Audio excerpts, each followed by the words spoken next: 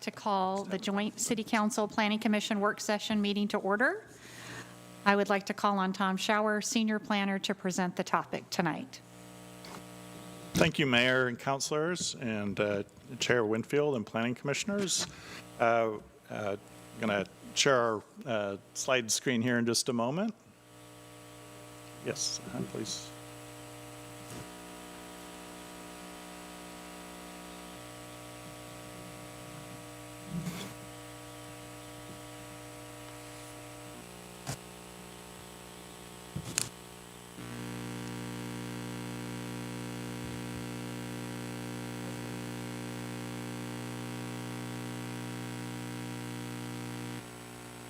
Okay, great. Thank you, everybody. We've got a work session this evening on the Southwest Area Plan, and we're going to give you a brief presentation here for about the first half hour of the work session, and the second half will be for questions and answers and getting some feedback from the Council and Planning Commission. So, next slide, please. We're in the point in the process, I'll give you an overview of the overall process, but where we have, as described in the packets that we sent out, we've developed 3 draft concepts for the Southwest Area Plan that we'll be taking out to the public for their feedback on at a workshop in January. And so before we go out and present the concepts as they are today, after going through some iterations, I want to see if you have any feedback to us to make any refinements or revisions before we share those out in January. So I'm going to provide a little bit of a background information on the context for the plan, the area planning process. I'm going to turn that over. We're going to, our team members I'll introduce here momentarily. We'll share some of the information about the context and existing conditions in and around the planning area. And then we'll share the three draft concepts with you and talk about the next steps in the process. Next slide. First of all, this is realize the first time we've come before you to share our team. For those of you that aren't liaisons on the Project Advisory Committee, we have a team led by HHPR. I'm going to say that for brief. And we have Brad and Twee here from HHPR this evening. We have, again, a multidisciplinary team with Walker Macy is our urban design team. We have Sami here this evening from Walker Macy. Leland Consulting Group is providing economic analysis, and they won't be presenting this evening, but we'll have Chris and Daria online to available when we get to the Q&A part of the presentation this evening. And we also have DKS Associates providing traffic analysis and JLA Public Involvement providing public engagement assistance. And they're not here this evening, but are part of our team as well. So thank you. Next slide. Just in the packet, there's some information that kind of walks through the major steps and tasks in the project. The slide on the overhead takes that and kind of describes the sequencing and timing of the major phases with the key points where we have Project Advisory Committee meetings at each point, where we do broader public outreach in the way of community design workshops or other public events, and then where we reach out to you as the Council and Planning Commission. So we've completed work on our kind of the startup where we gather information about the plan, the planning area, its attributes, plans and policies that apply. We've done outreach with survey, some stakeholder interviews, some feedback from our Project Advisory Committee, and the community design workshop we held in September to start out by asking people what ideas they have for or how we go about taking the guiding principles, the framework plan, and turning it into the area plan. And so we've done that work. You're the last step in phase 2 this evening to give us some feedback before we take the work back out to the public to ask them what they think about the different concepts we've come up with, which ones they like the best, or which parts of those they like the best that we can assemble into the initial draft preferred concept and start refining that. Next slide, please.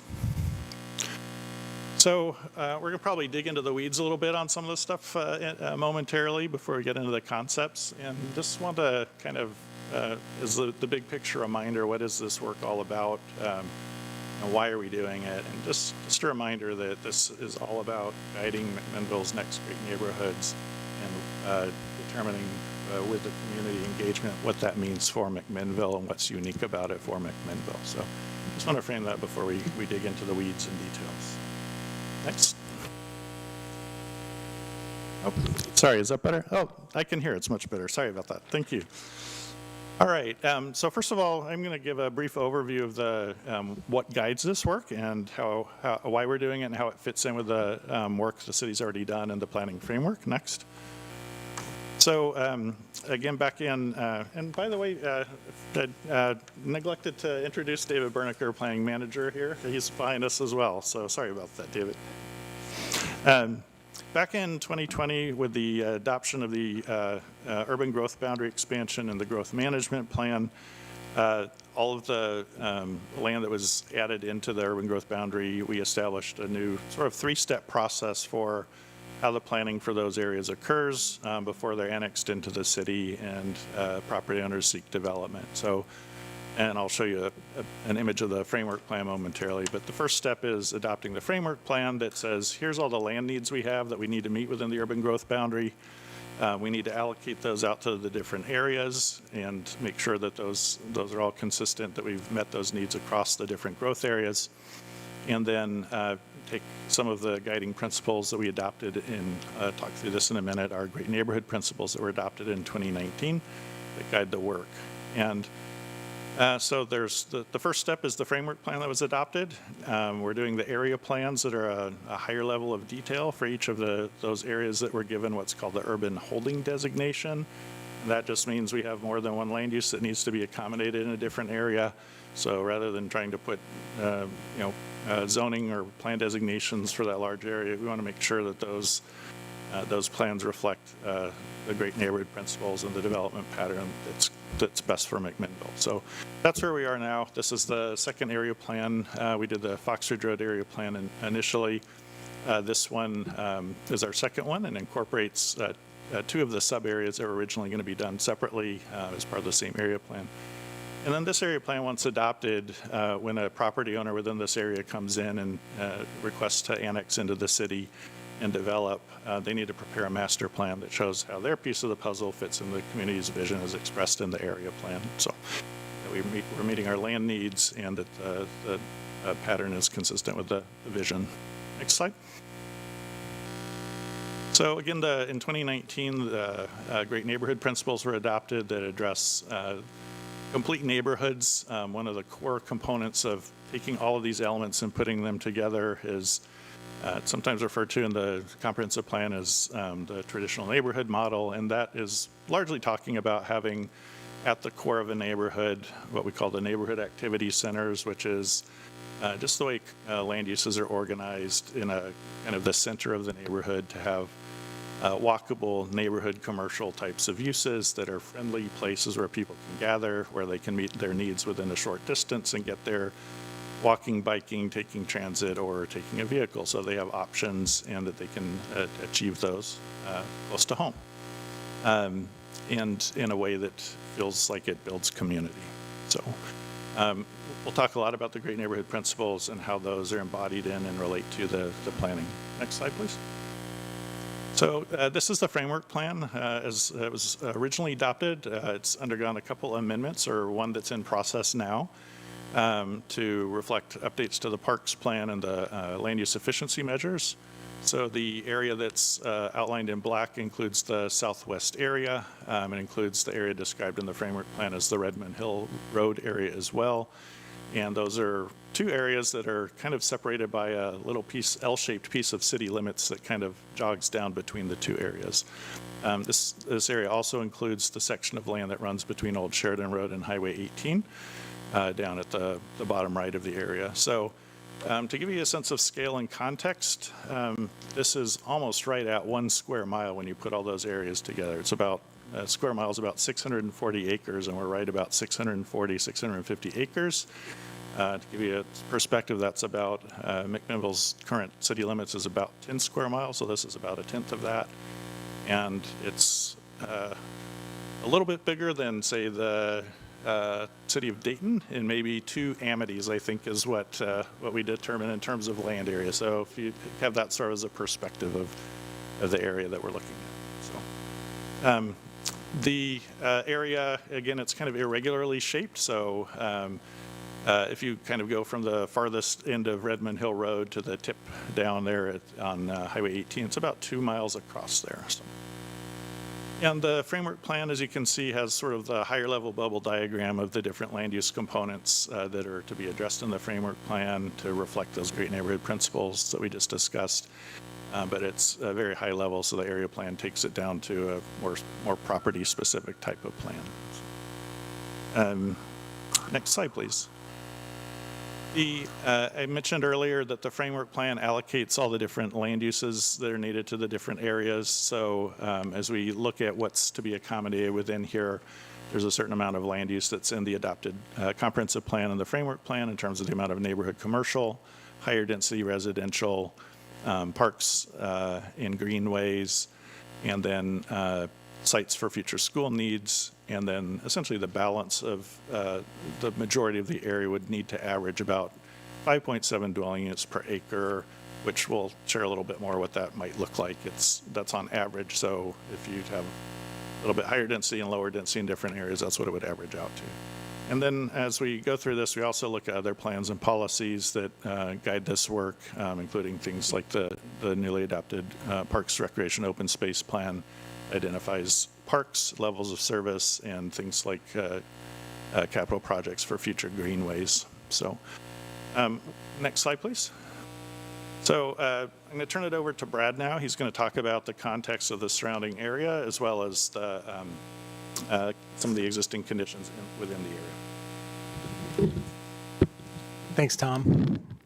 Good evening, councilors and commissioners. Next slide, Twee. So just want to put this into, I guess, frame the context for you. There's things going on that we're going to talk about, we need to think about, because we have to be systems thinkers when you're talking about growth, and by proxy, you are a system thinker as a decision maker, and this is a community-driven process. So right now, what this map is showing you is kind of the location, but there's a few things I want to point out here. Study area is pretty much south of the commercial space at 2nd and Hill Road, and then there are other commercial spaces, and this will become germane here in a few minutes, up at the top of Hill Road. And then there is some large future commercial nodes over with Linfield University. They're going through their master planning process right now. And so what we have to think about is, well, how are you going to get people over here? First thing is we have some major roadways that kind of frame the area, and one of them is Hill Road. That's definitely going to be a large major collector. You have another, your north-south collector is going to be Old Sheridan Road and Highway 18. Those are major. So there'll be another opportunity for another north-south kind of east-west that we'll talk about in the concept plans. Excuse me, on the east-west axis, then Fellows is one that we know for sure. Right now, an extension of Fellows would be one of the major roadways. And then somewhere in, again, the Southwest Area Plan, there will be a need for a second east-west major roadway. Those could be collectors or arterials or boulevard. The three concepts envision at least one other, like I said, corridor in between, and Samuel will speak to those very shortly. Next slide, please. So this slide, what we're trying to show here is that the area and the plans that you're going to see tonight are generally going to be framed by green spaces, natural resources, and existing parks that already serve the community. And this will become more relevant as we speak further about the concepts. Next slide, please. This is the existing conditions plan. This is what's out there on the ground. It's kind of important for you to understand it. We had to look at all the policy documents previously. We looked at your transportation system plan, the natural resources work that you're doing. We talked to the neighbors. We toured the site. And we discussed this at the community workshop, the early community workshop. And some of the prevalent features in this area are obviously going to be the stands of large oak trees up in the northwest corner of the site off of Redland Hill Road. And then as you move your way down into the area, you have viewpoints. That's an area that people have identified as viewpoints. There are some creeks and resource areas that kind of define or move through here that are prime opportunities for greenways, because you're going to have buffers associated with development around that, and it's also an opportunity to put and connect your trails and green spaces. Cozine Creek, PV Reservoir, those are also raised in both our tour and at the neighborhood meeting as, I guess, the workshop, the public workshop about very important things that people like out in this area. In the middle there, you see hydric soils. It's not really important except for the fact that those are just soils that tend to carry additional water. So as people come in with their master plans and come in for annexation, you might look at those properties a little bit closer. Next slide. So Chris Zahas, who's on the phone and would be available for questions if we have any at the end, prepared the next 3 slides. And it really comes out of his economic analysis. And it's informed largely by your economic opportunities analysis and your housing needs analysis that you guys have recently passed. And those are living documents. They're going to change. They're going to evolve. I would expect this area to evolve as well as people come in. But what this map is showing is that the Southwest Area Plan gives, is kind of, there's a lack of commercial space, retail and commercial uses, even before we consider the 2 neighborhood activity centers in the Southwest Area Plan. A lot of that is along Highway 18 and to the east side of the city and up in the north central part of downtown. Next slide, please. This speaks to the housing. I mean, there's a lot of information on these. I just want to tell you that what we're aiming for and what the framework plan demands is a 2,500 units within this 640 acres. It's key to think that, you know, we're definitely going to meet that target. We'll probably exceed it. At a 5.7 dwelling units per acre, you're talking, if that, those are, you know, 6,000 to 8,500 square foot lots. You mix in the multifamily and the medium density housing in there, you're going to definitely meet those targets. What Chris is also talking about in this is about current market trends and needs, is that in order for some of these neighborhood activity centers to be very successful, we need to all come to the realization that the neighborhood commercial is likely to come last. Housing will be the first thing that goes in there. Rooftops, you know, commercial and retail depends on rooftops. So those will come in there. But in order for them to be attractive to both retail and multifamily developers and developers, they need to be attractive destinations. They have to be community destinations. They have to be places where people can walk to, people can drive in their car from the community, the rest of the community to get to. Next slide. And this just goes to speak to, again, the housing. So there's definitely a need for a variety of housing. We're in a perpetual housing crisis, it seems like right now, but we can get out of there. There's a lot of things that the state's doing to help get that moving.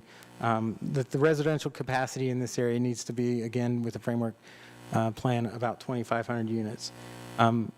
The mix of that housing will be largely dependent on what comes out of this process when we talk about the types of zoning that would be applied once we get to a final preferred concept plan, and then when owners come in to annex their property and put development plans before you in that zoning. Next slide. So I want to go ahead and turn it over to Samia. Samia will talk about the public engagement and then go into further detail about the concepts. Thank you. Thank you, Brad, and thank you, Mayor and councilors and commissioners for having us this evening. I'm going to share 3 draft concepts with you this evening for the Southwest area, and you should know that this is based on some significant public engagement that we've been busy doing over the last several months. So that includes a community design workshop pictured here, 2 PAC meetings, and PAC is advisory to staff, and several online surveys and other opportunities for the community to engage. And that's really helped us operationalize some of the values that Tom spoke to in the Great Neighborhood Principles and other existing city policies. So moving to the next, at this community design workshop, we had a really good time playing with some board game pieces. We know the existing adopted framework plan has a certain amount of certain land uses that need to be accommodated in this area, including 2 neighborhood activity centers. And so we had participants split into these groups and play the game of how would you arrange within the framework plan these different land uses to make this area successful. And you'll see some of these ideas in the 3 alternatives, including a strong focus on greenways and trails as framing elements for the area, making sure that the neighborhood activity centers with neighborhood commercial are walkable and friendly and well adjacent to the surrounding density and housing, finding good locations for parks and open spaces that are walkable to everyone, and then looking at different ways of streets and trails to connect. So next slide. Some of the commonalities of what we've heard from our engagement so far is really supportive of the Great Neighborhood Principles. So support for a range of housing types at a range of affordabilities to offer opportunities for aging in place, for example, and for different families to be able to live here. As others have mentioned, that 5.7 dwelling units per acre number is what we need to meet, and we're confident that that's definitely possible within this area. And then, of course, well-connected parks and greenways, walkability, and access to daily needs and services within neighborhood commercial.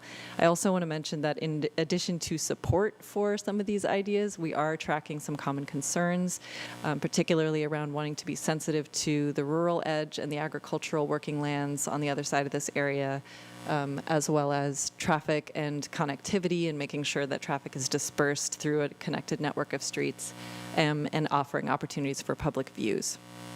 Okay, so with that, I think we have an example on the next slide of that visualizing density, 5.7 dwelling units per acre.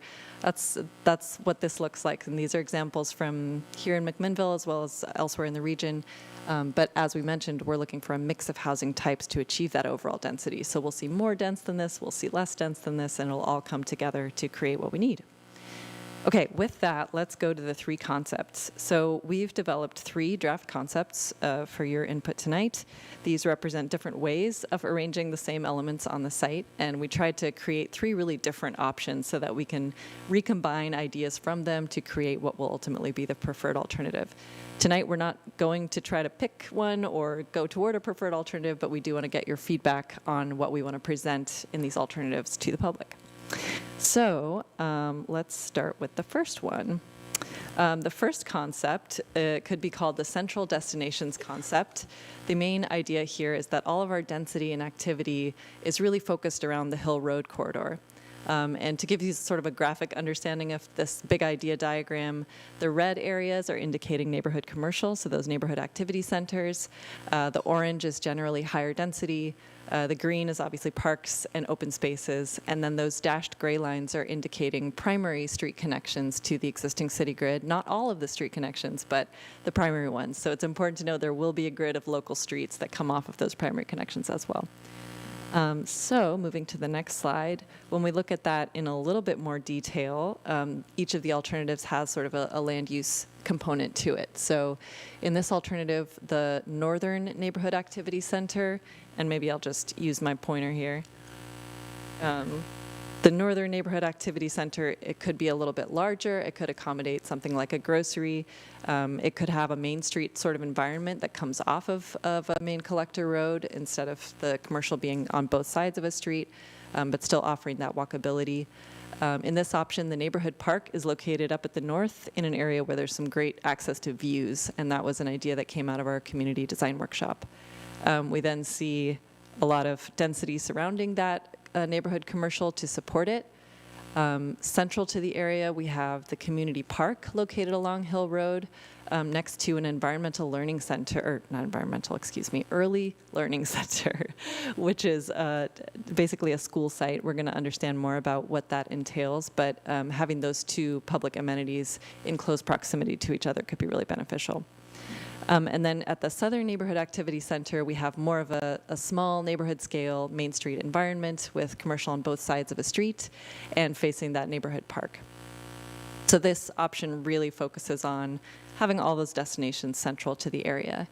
One commonality that I'll point out with all the alternatives is you'll see these greenway corridors connecting through the area the Cozine Creek branches, and that's consistent throughout all of the alternatives, and that was something that we heard a lot of support for, was having trails and connections along those creeks.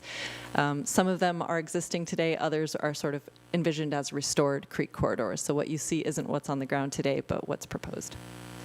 Lastly, on this alternative, I will point out there is a small node of commercial in that southern leg of the study area.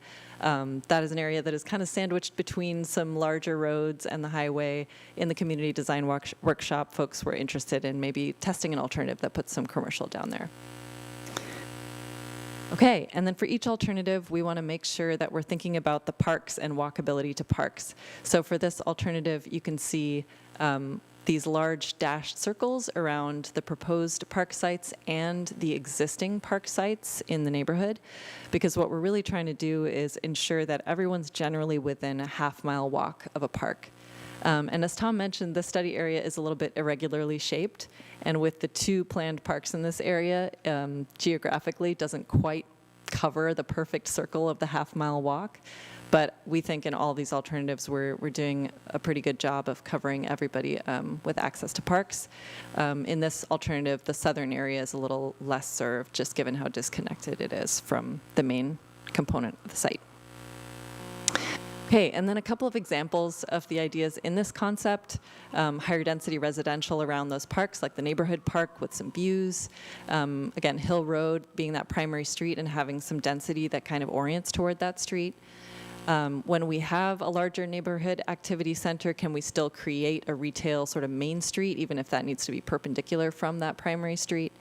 And then how can we sort of comfortably integrate smaller scale neighborhood commercial within higher density housing in the neighborhoods? Okay, so that is concept 1. So moving to concept 2, this idea really says, what if we put all of the activity kind of oriented toward the creek greenways? So it shows neighborhood activity centers that are more linear and located along the greenways and really activating those trail and open space corridors. And then internal to the site, we have a primary loop street that connects between those neighborhood activity centers and could be lined with higher density housing. So what that looks like in a little bit more detail, again, the neighborhood activity centers located along the creek greenways. We're still making sure that both of them have visibility from Hill Road, which is going to be a major benefit to the viability of that commercial in the near term. And so to the north, we have one kind of lining the north side of the greenway across the creek greenway from the community park, which could become a really great destination. And the southern neighborhood activity center is a little bit smaller and has some great opportunities for potentially dining facing open space and some really nice amenities there. In this alternative, we have shown, oops, moving too fast here. Let's go back. All right. In this alternative, we've shown the neighborhood park and the early learning center as a kind of a public edge to Old Sheridan Road in this location. And we think that connection with the Grange is really nice. It creates some visibility for the Grange. It could have some complementary uses in the park, just a really great public hub. So again, looking at the walkability to parks for this alternative, a central community park along the Greenway and the neighborhood park further to the south starts to at least get a little bit more access down to that southern area. And we really want to keep in mind, like, what are the crossings like of Old Sheridan Road to make sure that everyone feels well connected. Some opportunities for this alternative. The PAC got really excited about the opportunities for creekside dining. Could there be, some of those more active retail spaces that face onto a trail corridor, an open space corridor? On that primary street, we see opportunities for higher density to line that internal loop street, maybe transitioning back toward lower density as you move away from it. The neighborhood park could have some uses that complement the Grange, and the community park could be really well integrated with a restored creek greenway. And lastly, we'll talk about concept 3. So the idea here is, what if we distributed the activity throughout the area a little bit more? So in addition to those 2 neighborhood activity centers, what if we created a third node that's more internal to the neighborhood and creates more walkability for everybody? So here's what that could look like. 2 neighborhood activity centers of a similar size in a sort of a main street layout and ringed by higher density housing. The one at the south could be integrated with the neighborhood park. And then this third node that we're creating internal to the site is kind of centered around the community park and the early learning center, activated by a small node of commercial and some maybe medium density housing. So kind of organizing all of these elements around the community park to create a third destination. One of the ideas in this concept is to have the parks really kind of on the rural edge. That was something that came out in the community design workshop, that could be a good kind of buffer from the working agricultural uses out there, and also provide some cool views potentially out over the environment. So with this, we would envision the community park really being an active space and having some great adjacency with commercial, focusing on a Main Street style of neighborhood commercial in those neighborhood activity centers. The neighborhood park at the rural edge could be a really cool landscape transition with some views. And then this alternative really places the neighborhood activity centers at crossroads, which will be really helpful for their viability. So with that, I think I've just made our 30-minute presentation timing, so I apologize for blowing through that. We wanted to save a lot of time for discussion. So our next steps after this will be to refine the concepts as needed based on today's discussion. We'll then present those concepts at a January community workshop. Based on that input, we will prepare a draft preferred concept and present that to our PAC. The PAC will help us refine that draft preferred concept to bring back to you all in April, and then we'll discuss with you before refining into a preferred concept. And with that, I would like to open it up for discussion and questions. So we would love to know if you have any questions or thoughts about these alternatives, and if you have any feedback on the concepts or the elements of the concepts. For example, are there elements that you see aligning really well with the goals in the city's existing adopted policies? Are we missing any key ideas? So yes, I'd like to open it up. Thank you. Questions? Who wants to start? Councilor Chenoweth? If people are going to be hesitant, I'll always go. So I'm finding myself becoming more of a planner the longer I sit on city council. And I discovered that as I was flying into Arizona on a trip to Louisiana for my first layover. And I was looking at the layout of the city as I was coming in, and took pictures so I could remind myself what they look like. When is the proper time to discuss the way in which the gridding is going to take place within these areas? I can start, and I think Tom probably has some thoughts, but I think at this stage, the city's standards on street spacing are really the driving factor to make sure there's a connected grid. So we're not there at this point. So we're not quite there. Okay. I think we can talk about the important primary connections that we want to establish. Which then takes me to comment two. I don't see in any of these three what I would consider clear addressing of the traffic concerns that are going to be taking place. I still see those concerns. I still see fellows being funneled, and it's already a problem street. It's going to become a much worse problem street when you're talking however many hundreds of homes that we're planning on having out in this area. So I would like to see some more thought into how we're really going to move that traffic, because it's not going to happen in the current arrangement. So that's comment one. Comment two is, in the meetings repeatedly, the issue on the buffer zones. I'm concerned maybe it wasn't really clear on the rural farmland buffers. We don't want kids playing ball in areas right up against heavy use farming area. That's not going to be a compatible alignment. So I just want to make sure that whatever we're designing there is creating a real buffer, whether it's trees, hedges, whatever, but a good solid buffer between human activity and the farming practices occurring in rural Yamhill County. Counselor, if I can just follow up really quickly to one of your questions. Hi, it's Heather over here. In terms of the street grid pattern, we have an existing code that looks at a 400-foot spacing standard that creates that grid system. And so the question would be, do we want something else applying to this area, or are we comfortable with the grid system that we see coming out of our neighborhoods today, because that's representative of the code, except for up in the hills, because obviously in topography, you are dealing with a very different situation in terms of being able to provide the grid system. And then the second comment I had was, I appreciate your comments about fellows. I just wanted to put a larger context on it. The plan for Mcminnville's overall transportation system is based on a sort of ring road concept, if you want to think about it, of Baker Creek Road, Hill Road, and Old Sheridan Road. And then 2nd Street was intended to be a bifurcation of that. And so those are all meant to carry the heavy traffic of the new developments here. We're going to go into a TSP process and study that a little bit more, but cognizant of what you're saying about fellows, but also wanted to put that other piece out there. Yeah, and my question on the gridding is, if this is not the time, that's perfect. I don't have a problem waiting. I don't want to miss the opportunity to comment on what I saw and throw that out there. But if this is not it, that's great.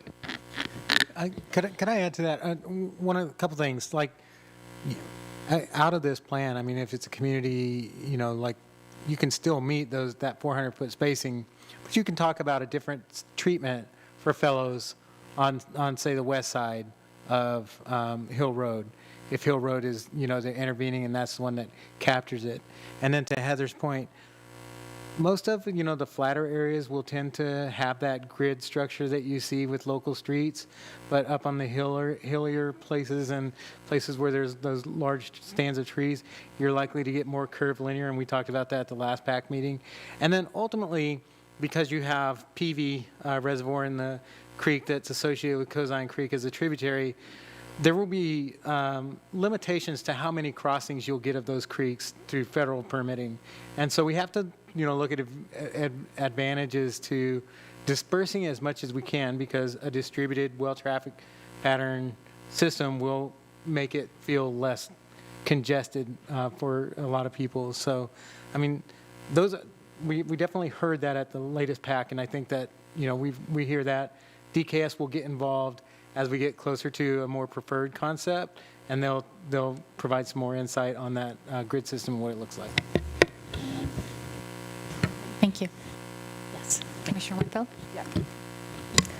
All right, several points. Thank you. All three look very interesting. My first point is the Greenway Opportunity Ridge Trail, and that is to connect with the Fox Ridge Plan. And it says to be determined based on the site conditions. And I am hoping that determined does mean that it will happen. We're just not sure of the location. And I just want to make sure that that is set in stone, that eventually they will connect. Okay, I'm getting nods. I want to hear yes. I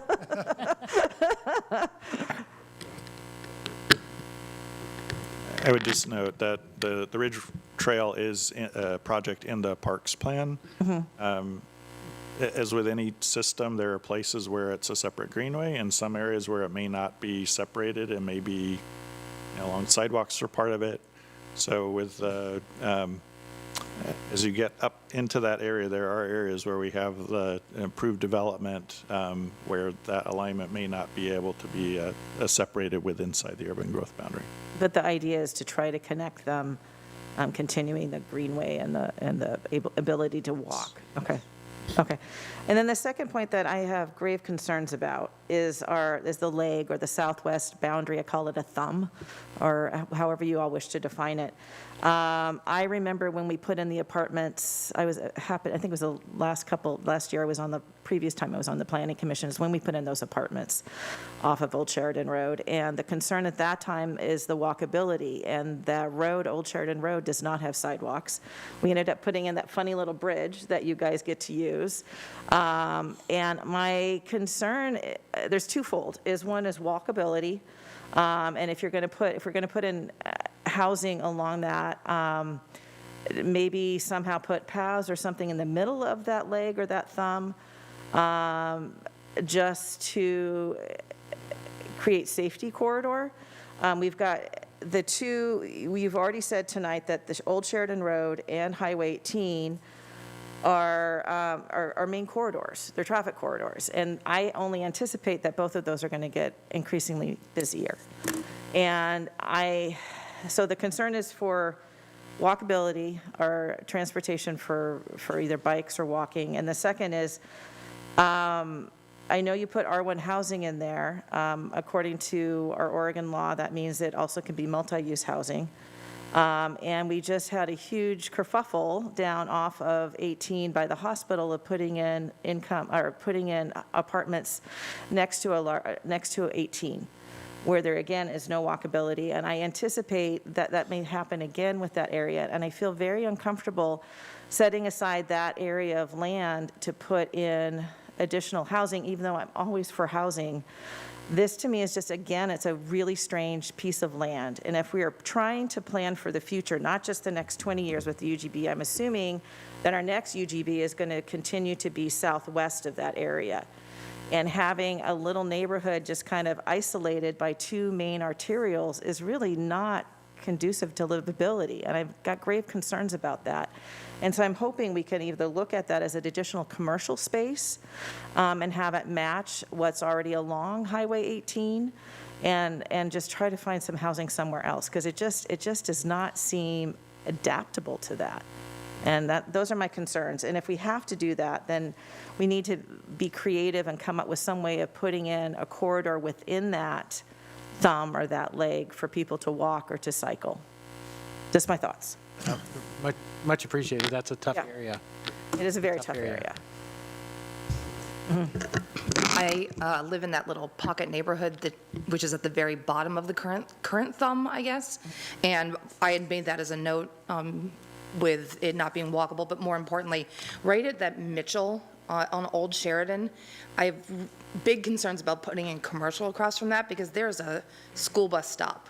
And it's for the apartment complex and the entire neighborhood. So I feel that would be really dangerous to put commercial right there, and I would absolutely support moving that commercial down to kind of separate it from, where the walkability needs to be. Yes, Scylla?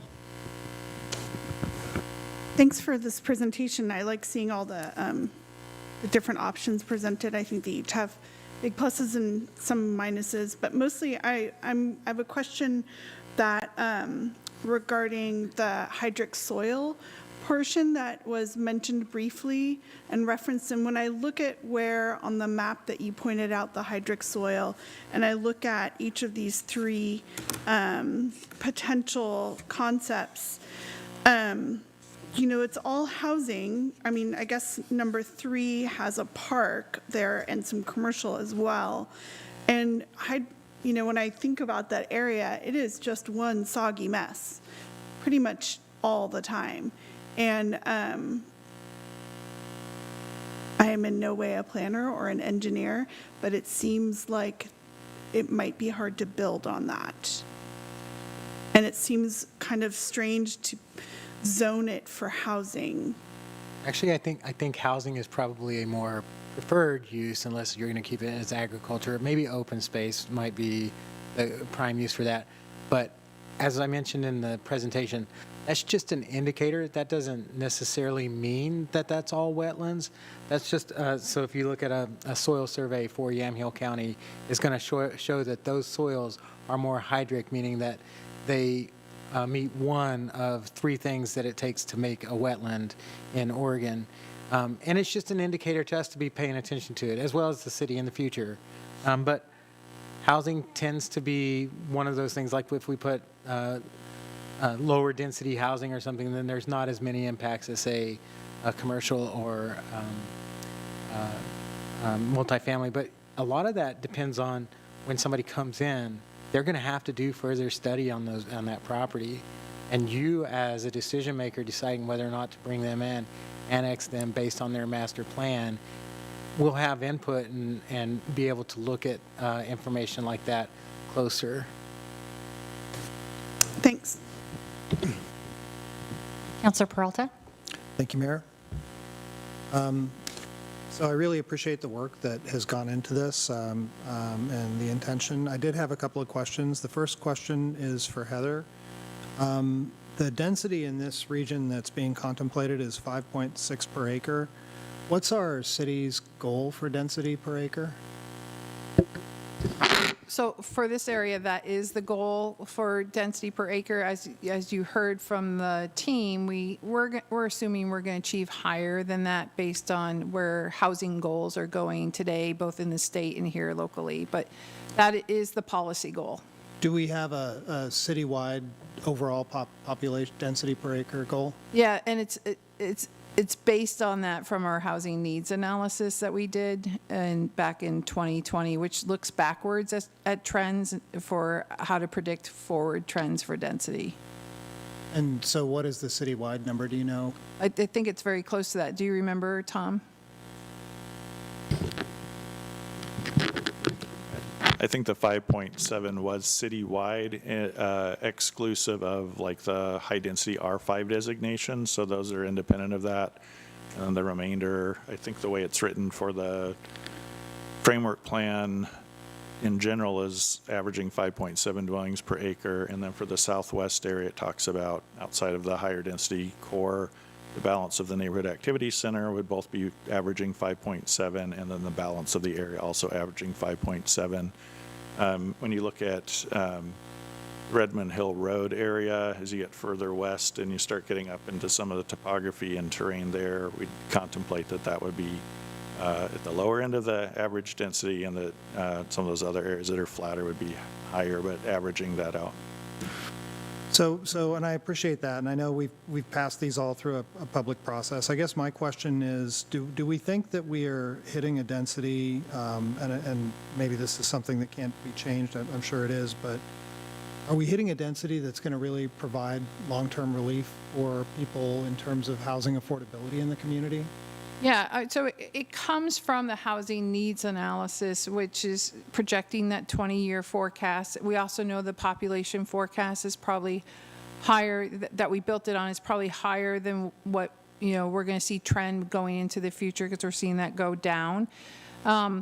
So, in terms of the policy decision that was made when we were doing the housing needs analysis, we had the opportunity to make a policy to try and achieve a higher density, which would have been a smaller UGB amendment to bring in, and made the policy decision to have a density allocation similar to how the community has developed thus far.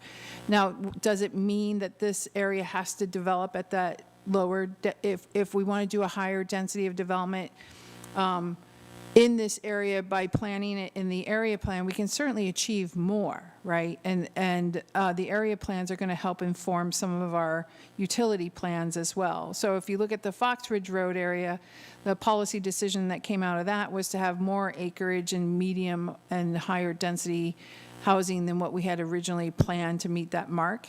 And so for this southwest area, you can decide to have more acreage in your sort of higher, medium and higher density lands than what we need to achieve that overall average. That's as we refine down each step of the planning process, we always have the opportunity to do more. Thank you, Heather. Mayor, may I continue with just a couple other questions? Sure. Thank you. So on the corner of where Old Sheridan elbows into Old Sheridan, it's just slightly outside of the area plan, but there's the open space next to the Seventh-day Adventist Church. Can you remind me what the plan is for that? Is that just going to be a natural space, or are there other plans for that? Can you, I didn't hear which area you said. What Yeah, sorry. So on Old Sheridan Road, where it elbows to Old Sheridan heading out of town, heading south, right there on the corner is a natural open space, and it's just outside of the plan. It abuts the plan. Outside of the study area? Yeah, it borders the study area, where the study area is touching Old Sheridan, and then it connects into Old Sheridan. It's where the person was where we had the accident, the terrible accident. Oh, I'm sorry. Yeah. They were talking about the south end, I'm sorry. It's a big wooded area, right on the corner of Old Sheridan where it, Yeah, I think if you can, we point to the, right, it's that triangle just kind of the northeast of where the Grange is. There's, Yeah. you can see kind of a symbol right there. I believe that is out of the TSP, the Transportation System Plan identifies, I believe, a future traffic control, I think, as a signal. It may say signal or roundabout, but I believe it's identifying a future signal there. yeah. So my question though is about the large bit of open space in the wooded area there. Oh, I'm sorry. Okay. I'm sorry, I feel like I'm Yeah, yeah. confusing No, you, that's- and maybe I ought to just have this conversation with you offline. Yeah, so Counselor, we probably could go offline with this and try and get you the answers you want. There is a lot of floodplain in that particular area that you're identifying, and it's currently zoned R1. And we may, if there's a large tree grove there, I'd also like to see what it looks like on our tree grove inventory as well, so. Yeah, I just wanted to make sure that it gets protected, and if it's not part of this plan, I'm concerned that it won't be. So Okay, that- so I your just wanted to interest raise that. is the tree grove being Yeah. protected? Okay, we'll take. And then, thank you, Heather. And then I just wanted to second Chair Winfield's priority about the importance of the connectivity on the Greenland.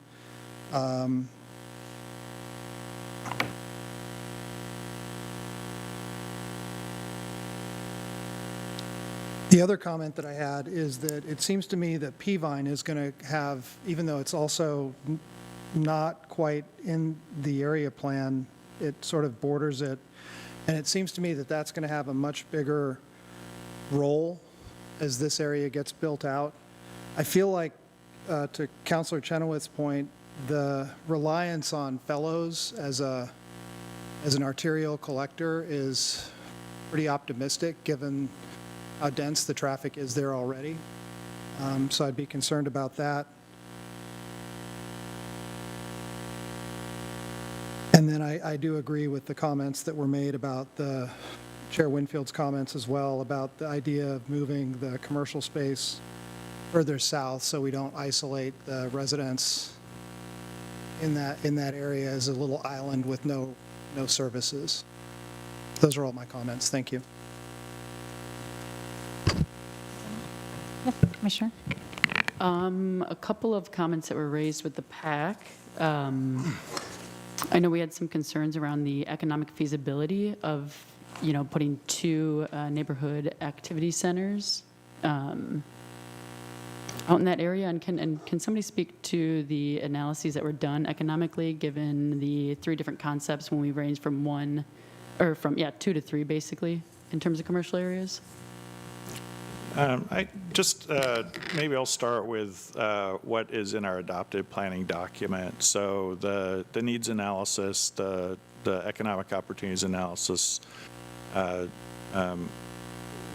it's coming through the process with the addendum on the land use efficiency measures. The framework plan still calls for roughly 40 acres of neighborhood commercial in the southwest area, so that's what we're planning to. And I think Chris and Daria could weigh in on this, but as we look at neighborhood serving commercial, it is probably the most locationally sensitive land use to making sure it succeeds. So if you don't have, high density immediately surrounding it enough to support it fully, it's important that you look at locating that where you have a certain amount of pass-by traffic as well to help support that from the surrounding areas, and that it's accessible and easily visible and viable. And I know, turn it over to Chris here as well, but I know as we start looking at those locations of those nodes on Hill Road, or starting to move some of that over towards Old Sheridan Road, some of the considerations were proximity to what kind of neighborhood serving commercial uses you have there, and what's existing immediately in that vicinity further to the east, what's planned with Linfield. So there's a lot of sensitivity about the amount and size and location to make sure those are viable. But anyway, we're working with, as with many things, a 20-year plus horizon where the world is uncertain, and we're working with those identified needs that are in the plan. Thank you. And I'd say, just looking at the different concepts, I mean, I appreciate I think it was most notably concept number 1, the high density and medium density residences, those were most commonly abutted by green spaces and parks, and I just think that was a point that came up in our pack as being really important, for the folks that don't have backyards. That sort of access is crucial. So I just wanted to reiterate that, and that goes to, I think in that third concept, there was the green spaces that are across from those apartments by the Grange, and I think, again, as we see developments come online, and especially thinking about, North Baker Creek, it's been nice for people. I think it's a bit jarring when we put new developments on our main roads.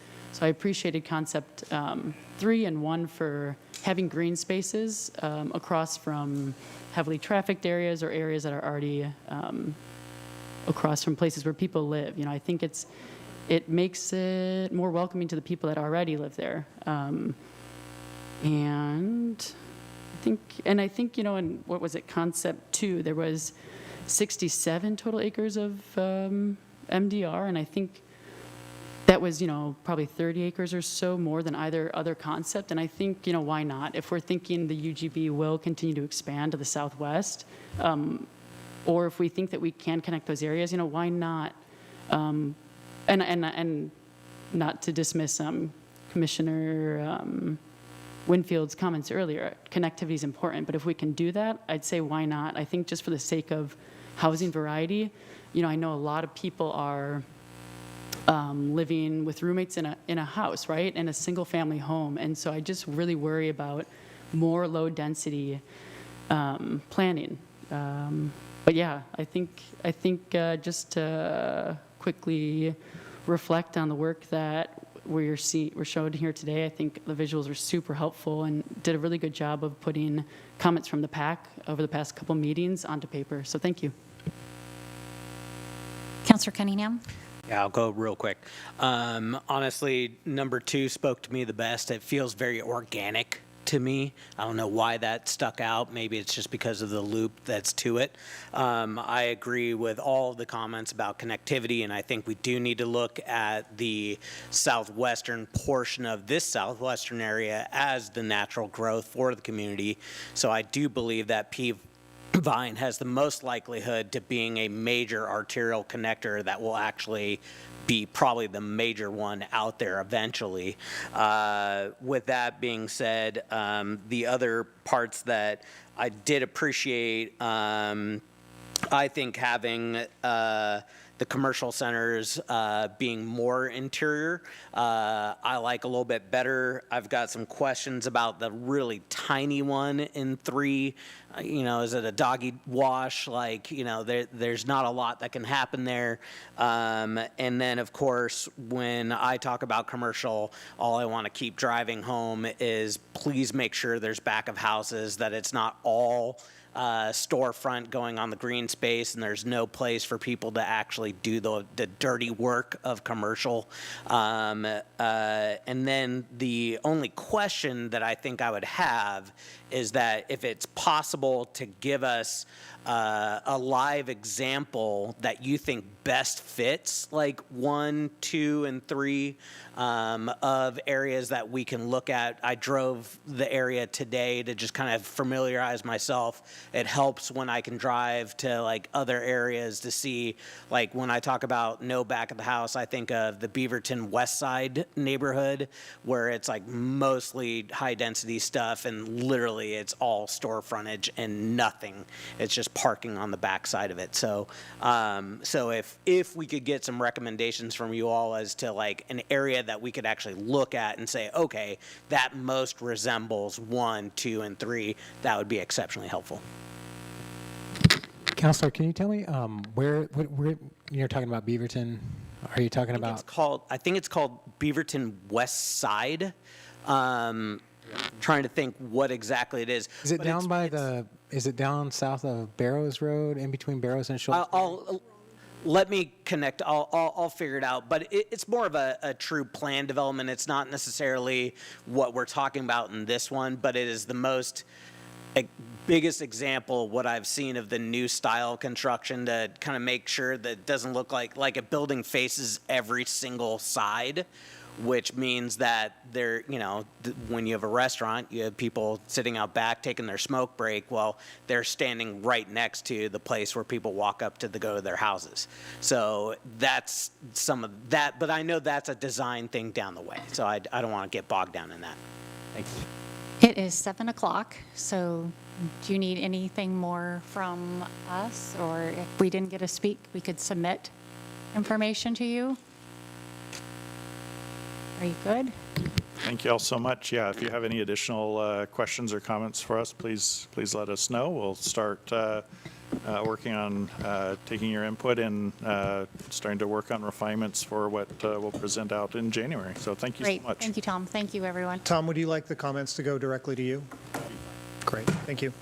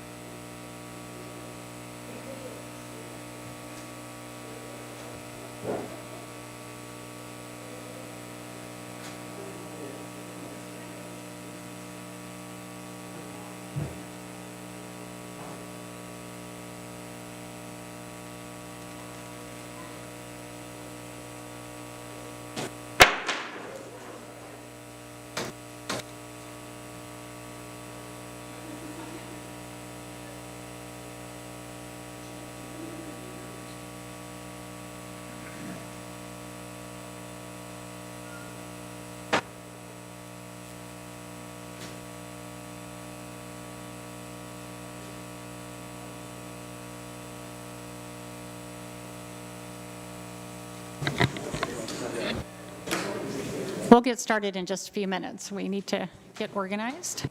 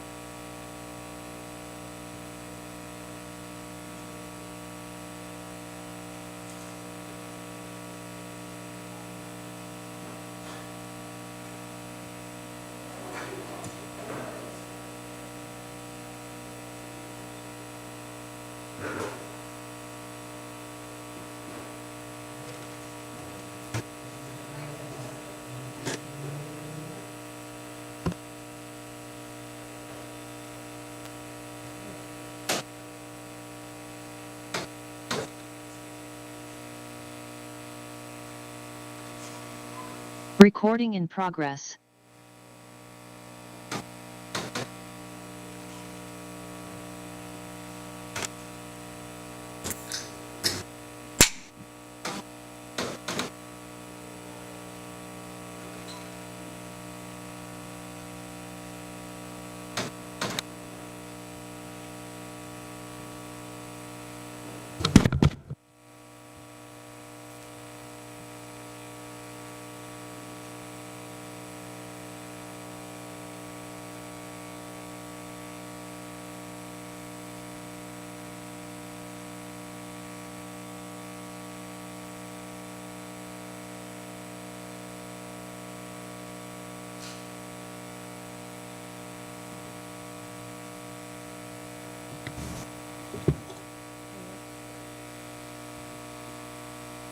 Okay, we're going to go ahead and start. So it is now 7:06, and I'd like to call the special called council meeting to order and request Claudia do a roll call. Counselor Tulowitzki, Present. Counselor Chenoweth, Here. Counselor Geary, Good evening. Counselor Cunningham, Here. Counselor Payne is absent this evening, Council President Peralta, Here. and Mayor Morris. Here. If you're able to stand, please stand for the pledge.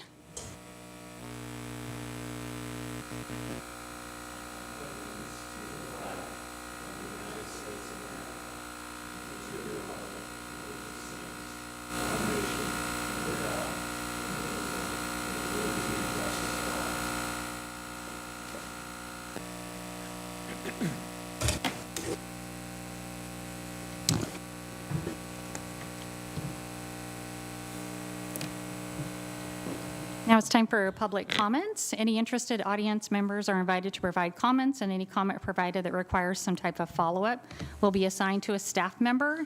Anyone may speak on any topic other than a matter in litigation, a land use decision that is or will be in front of the City Council, or a matter scheduled for public hearing at some future date. Comments will be limited to 4 minutes per person for a total of 32 minutes. It is my understanding that we already have several pre-registered members and to speak, and likely not going to get to everyone. So if you would like to submit written comments, please email the city recorder team. Those on Zoom, the email is found on the chat function. Please announce your name and the city you live in for the record. And before we start, just a reminder that we don't communicate back at this time. There may be some comments later on in public comment or in our comment section. And Claudia, do you have anybody signed up that you can call?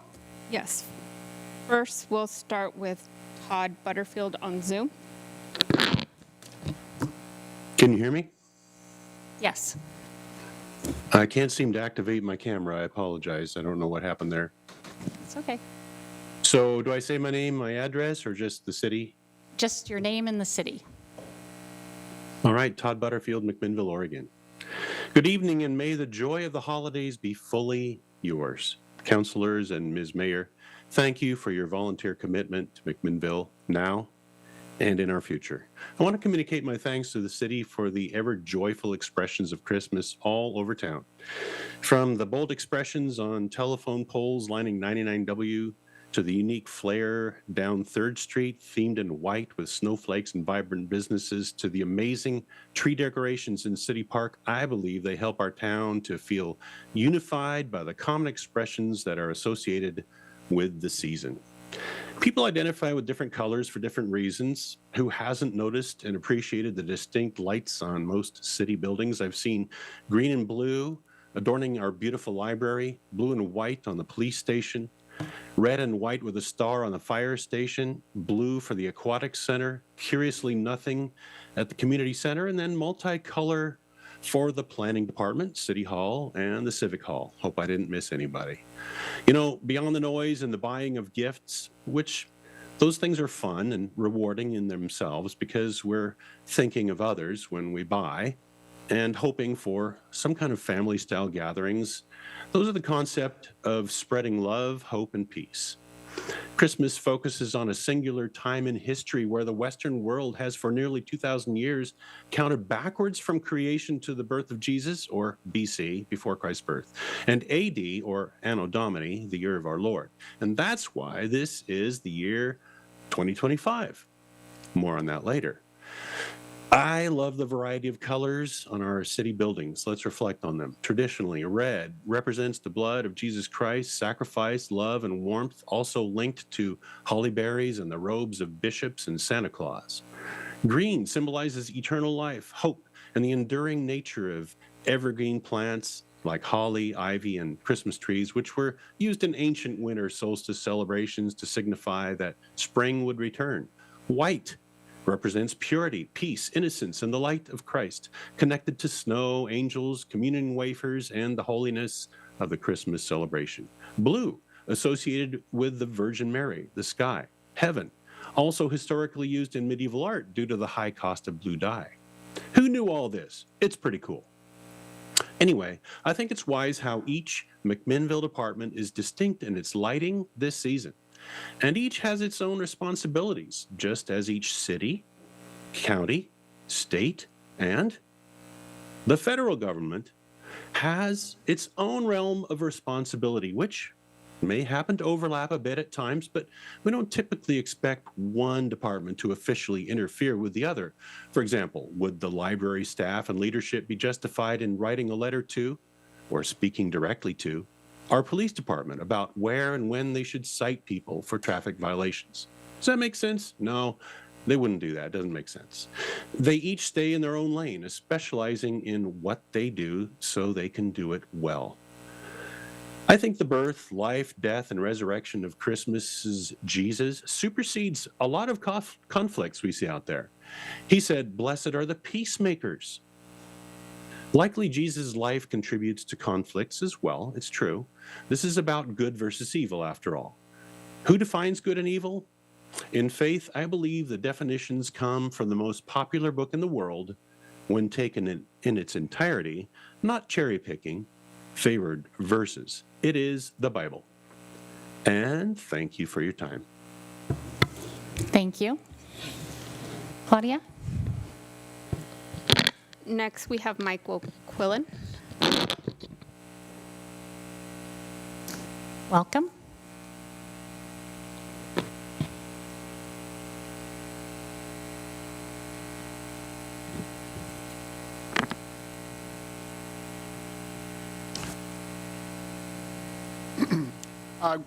Is the green light on?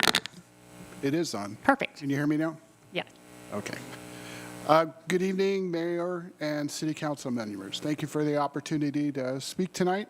My name is Michael Quillen, and I live in Mcminnville, and have been a proud resident of Mcminnville for nearly 40 years. I want to sincerely thank you for your dedicated leadership throughout the past year, especially as you've navigated Mcminnville through challenges and opportunities by maintaining responsible financial stewardship, prioritizing essential services, and engaging the community in budget decisions. Your commitment to transparency and securing funding for important projects like the 3rd Street improvement and affordable housing by collaborating with state and federal legislatures reflects your dedication to both the present and future of our city. Tonight, I'm here to invite you to join a statewide initiative called Oregon 250. Oregon 250 is a grassroots initiative to celebrate America's 250th birthday in 2026. The campaign encourages Oregonians to reflect on our shared history, honor our veterans, and inspire civic engagement. The Oregon 250 petition recognizes 15 historic American achievements, from the signing of the Declaration of Independence to the advancement of civil rights and the creation of our national parks. It's a chance for our city to join across others in Oregon in commemorating this milestone and reaffirming the values that unite us. Why should you support Oregon 250? Number one, it's a unique opportunity. America's 250th birthday is a once-in-a-lifetime event. By supporting Oregon 250, the Mcminnville can help lead the way in honoring our nation's history and sacrifices that made freedoms possible. Number two, it promotes unity and gratitude. The initiative is about bringing people together, teaching our youth about our shared values, and expressing gratitude for the opportunities we enjoy as Americans. Number three, it's inclusive and forward-looking. Oregon 250 is committed to sharing the stories of all Oregonians, including Indigenous peoples and diverse communities, and inspiring generations to build a better tomorrow. Number four, it's a positive response to division.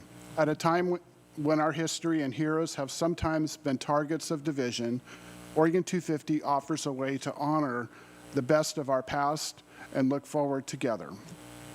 I respectfully ask the council to consider two actions. Number one, sign the Oregon 250 petition, and I've given you all copies of that. By adding your names, you signal Mcminnville's support for celebrating America's 250th birthday and for the principles of liberty, diversity, and community service that define our nation. The petition is open to all Oregonians and aims to gather broad support for a statewide resolution, and you can find more information and sign this petition at Oregon250.com. The second item action would be to issue a proclamation in support of Oregon 250. Proclamations are a powerful way to raise awareness and inspire participation. I encourage you to declare July 24th, 2026 as Oregon 250 Day in Mcminnville, joining other cities in honoring this historic anniversary. Such a proclamation would celebrate our city's role in Oregon's story and invite residents to participate in events, share their gratitude, and reflect on our collective journey. Thank you again for your leadership and for considering this opportunity to make Mcminnville a part of Oregon's statewide celebration. Thank you. Claudia? Next, we have Ava Hills.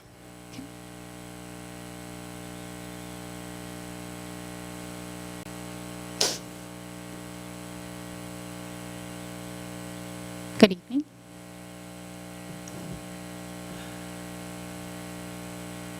Hey, I am Eva Hales. I live here in Mcminnville. My husband and I have been avid community members since 2016. I co-founded a nonprofit in town that serves families of Mcminnville. I'm here today to express my concern and downright disappointment over the lack of action this council has taken regarding the events of absolute terror our community experienced Friday, November 21st. Mayor, your bio on the city website states, "I'm not one to sit back and watch. I believe in taking action. As your mayor, I will work hard to stay informed, communicate openly, and listen to your concerns. I'm here to serve the citizens of Mcminnville." So I ask you, where was your action on November 21st as ICE was terrorizing our community and high school students? Where have your ears been as the community has cried out with our fear and lack of safety we feel? Where was your open communication on the public statement released 5 days later from the interim city manager and police chief? And how are you serving the citizens of Mcminnville when mass people are illegally detaining members of our community without warrants and facial profiling? Ma'am, if you refuse to not stand by your word and continue to ignore those most vulnerable in our community that you were elected to serve, then you should step aside for someone who will. The statement you made following last week's public comment was dismissive. You should be embarrassed by your lack of empathy and biases you've shown us all. Dan, I'm absolutely appalled by your actions during the walkout Mcminnville High School students had Monday, November 24th. What exactly was your intention recording high school students during their right to protest? And I'm curious, do you still have those videos of underage kids on your phone? And Cord Wood, Why were your officers not dispatched for the multiple calls that were made Friday, November 21st relating to mass people terrorizing the community you swore to preserve the peace and protect the lives of? We should be able to trust you and your department. Instead, we're relying on a group of volunteers and a local nonprofit to keep the community safe. The mayor stated last week that your department has held back due to liability reasons, but that should not stop you from basic traffic safety and protecting citizens from being brutally taken without warrants. I will end this with, I voted for 2 of you. To those I did not vote for, your behavior is gross but not surprising. For those who I did vote for, I'm extremely disappointed in your lack of action and support. I find myself questioning if you all would be this cowardly if someone else were in the mayor's seat. Thank you.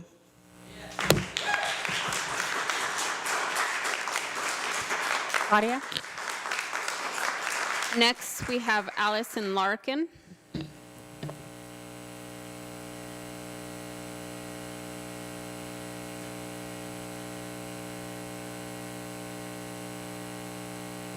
Thank you. Welcome. Thank you, Eva, by the way. Good evening, Mayor and councilors. My name is Allison Larkin. I live here in Mcminnville. I'm here tonight because I care deeply about the safety and the well-being of all families in our community, especially our Latino and immigrant neighbors who are an essential part of what makes this city thrive. When we look at what's happening in surrounding towns and counties, it's clear that Mcminnville is falling behind in low visibility and proactively how we are supporting our Latino community during a time of real fear, related to ICE activity and immigration enforcement. In recent weeks, surrounding cities and counties have taken clear and visible steps to support Latino and immigrant families during heightened ICE activity. Salem, Woodburn, Forest Grove, Hillsborough, Washington County, and Multnomah County have all issued emergency declarations of formal responses acknowledging the fear and disruption immigration enforcement is causing in their communities. Several of these jurisdictions have paired these declarations with concrete actions, allocating emergency funds to community-based organizations that are on the ground supporting the Latino community, partnering with these trusted community organizations to share accurate information, supporting and attending Know Your Rights education, ensuring city services remain accessible without fear, and providing support to Latino-owned businesses. Hillsborough and Washington County have committed hundreds and thousands of dollars through trusted partners, while Multnomah County has created a centralized public response hub for impacted families. These actions do not change federal law, but they do send a powerful message of leadership, clarity, and care, and they provide real practical support to families who are afraid. I do want to thank the City Council and Cedar leadership for meeting with Unidos and for taking the time to listen directly to trusted community voices. That meeting matters. It signals a willingness to engage with the people who are closest to what families are experiencing right now.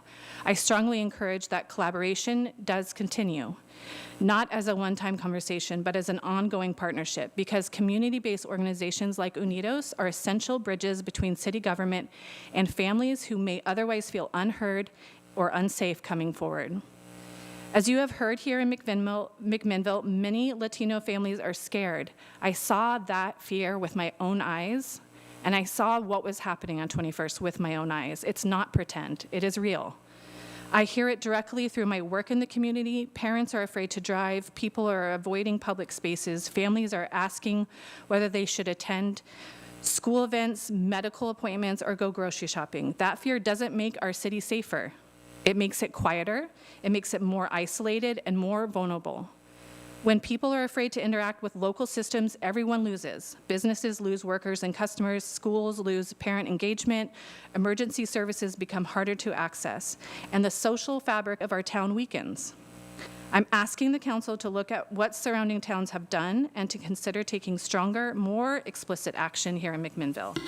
That should include formally engaging with the Oregon Attorney General's office to understand what additional guidance, protections, or local actions are available to cities.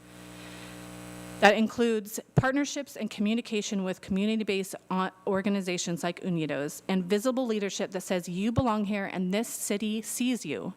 McMinnville prides itself on being a welcoming, family-centered community. Now is the moment that you live up to that value.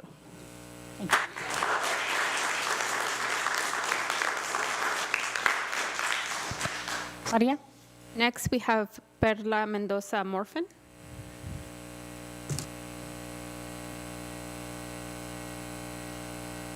Hi. Good evening, Mayor and City Council members. My name is Perla Mendoza, and I'm a senior at McMinnville High School. At the high school, we've seen and felt the impact the presence of ICE has had on our community. There is fear everywhere. You see it at the grocery stores, people looking over their shoulders, watching cars as they walk inside, not sure if it's safe.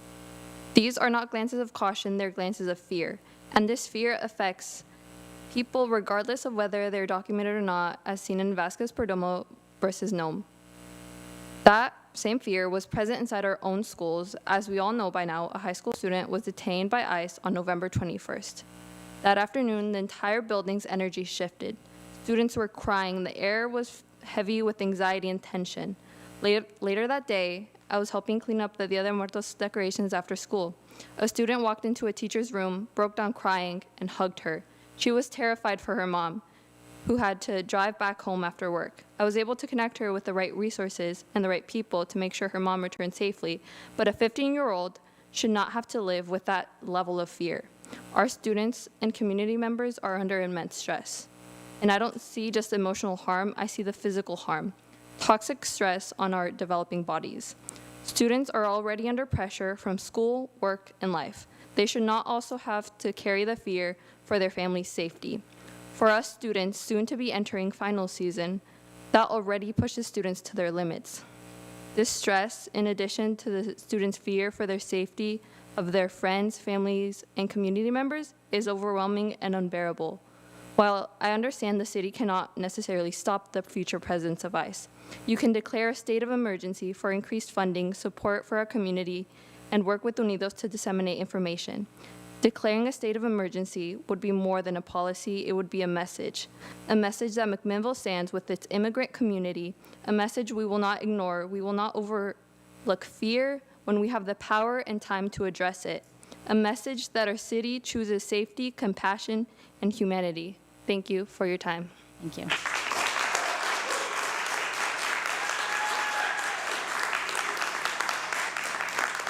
Claudia? Next, we have Andrew Larkin.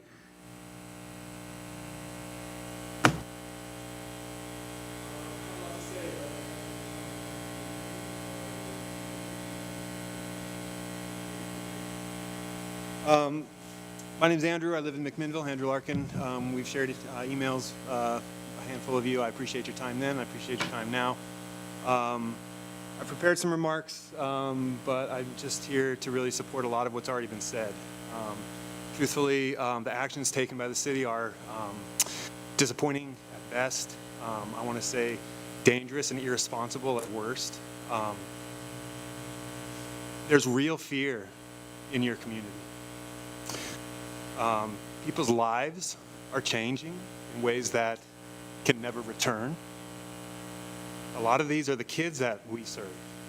A lot of my work here in the community, volunteer-based work, is with the youth. Not to get emotional, because I really love these kids. There were some high-profile detentions in our community. I thought that might be enough to connect you with the reality of what's happening, but clearly that's not true. Some of those high-profile detentions, I know them personally. I've known them for years. I know the children. I know the families. I know them close enough that I would leave my 7-year-old in their care, at their home. These are not criminals. They were not in the wrong. If you choose to look deeply into the actions of what happened that day, compare it to the statement from DHS, you will see the contradictions. You will see that the statements that we are getting from the federal authorities are in fact false. You will see that citizens in your community are being detained, American citizens, tax-paying, hard-working citizens you are failing to protect. They are screaming at the top of their lungs. At least they were, because now they're too afraid. They won't come outside. They won't send their kids to school. This is real. This is happening in the town that you live in. You may not be connected to it. Maybe you don't even know any Latinos. I don't know. Your silence is deafening. We can't tell where you sit on this, but I can tell you absolutely, all of you, that your neighbors are terrified. Your silence is disgusting. And we, the citizens, the volunteers who are spending our time doing the work that you should be doing is just ridiculous. You have paid, trained staff in the form of law enforcement, but we have volunteer community members as the first responders. In your statement, which was a duplication of your first statement, which showed no action or empathy, was simply talking about these first responders. Your first responders are sitting right here. That's who's showing up first. That's who's alarming the community of the terror that's about to happen under this guise of government. Now, you can take actions, and I hope you already have. You had a meeting. That's great. We didn't hear anything from the city about this meeting. We heard it from the volunteers. That's step number one. Step number two, what? What happens? What is your action? What are you going to do? Are you going to speak up? Or are you going to blow more hot air out of statements that don't actually mean anything? Your community is begging you. There are people who are afraid to be here tonight to ask this of you, so I will be here. I will be here every night that I have a chance to be here to tell you that you are all failing your community. And it might just be a small percentage of the community. Maybe you don't know these people, but they are here. They are real. They are citizens. They're tax-paying people just like you. And you need to own that, and you need to step up. Thank you. Maria? Next, we have Sean Dunning.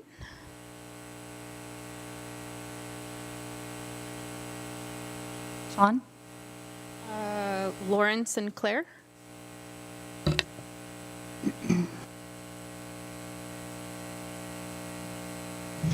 Thanks for an additional opportunity to comment. My name is Lauren Sinclair, and I'm a Mcminnville resident and the daughter of an immigrant. We are all back here talking about this again since the last city council meeting because we still clearly have not received the kind of clear answers that would allow us to stay home, which is frankly what I would rather be doing with my 3.5-year-old daughter right now.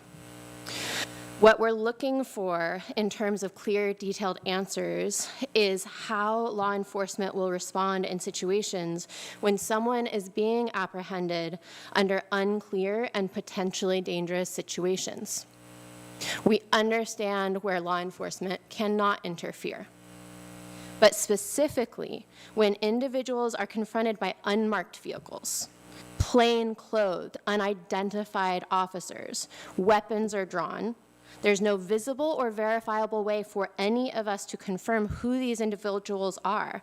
What is the expected response from law enforcement?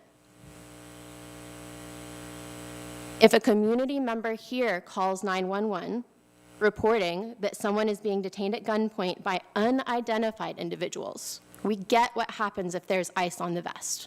But if these people are unidentified, will law enforcement respond to verify whether that activity is lawful? Yes or no?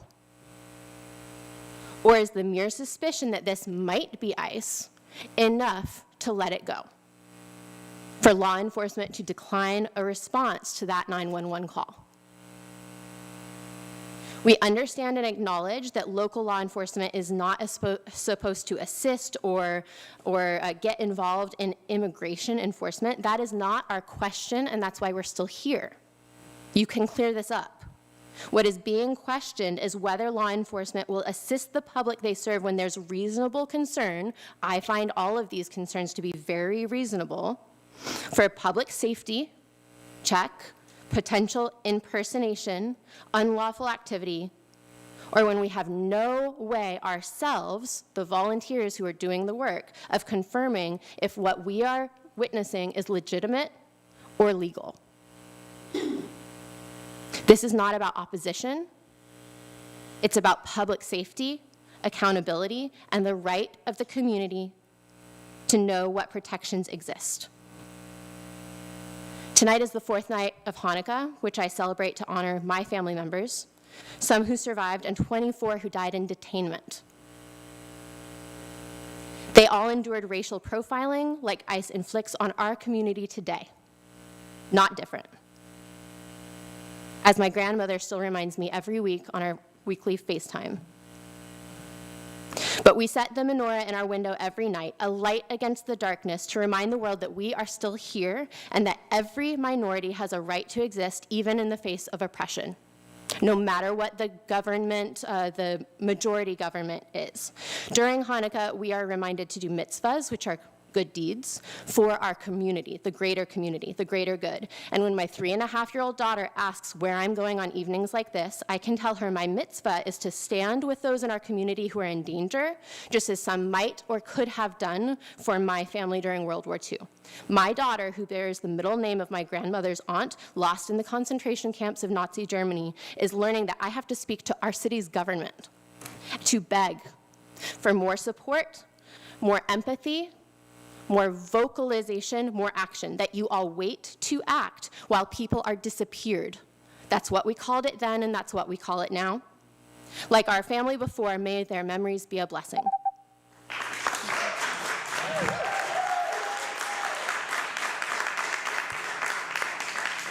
Claudia? Last, we have Ukiah Halloran Steiner.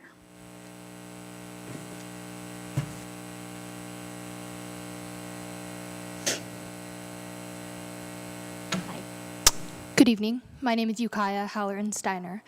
I live in Mcminnville, and I'm a student in college and really proud to call Mcminnville my hometown. But it's really disheartening to come home to a community where my neighbors are not safe.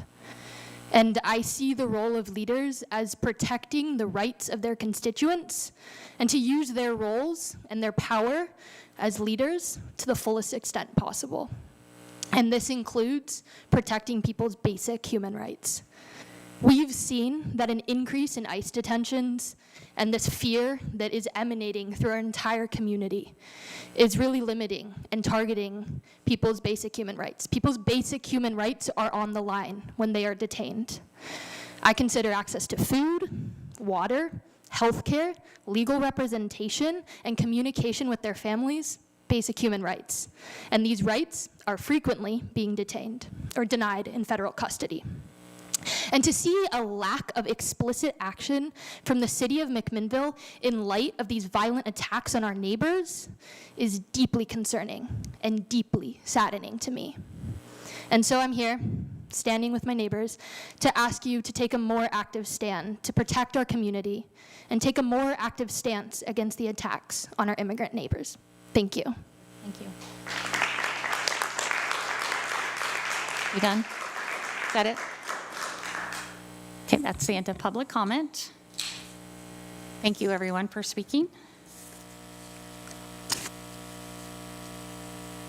We're going to do reports from counselors on committee and board assignments and department heads. We just did this last week, so if you don't have anything to report, that's fine. Does somebody have anything on the back table?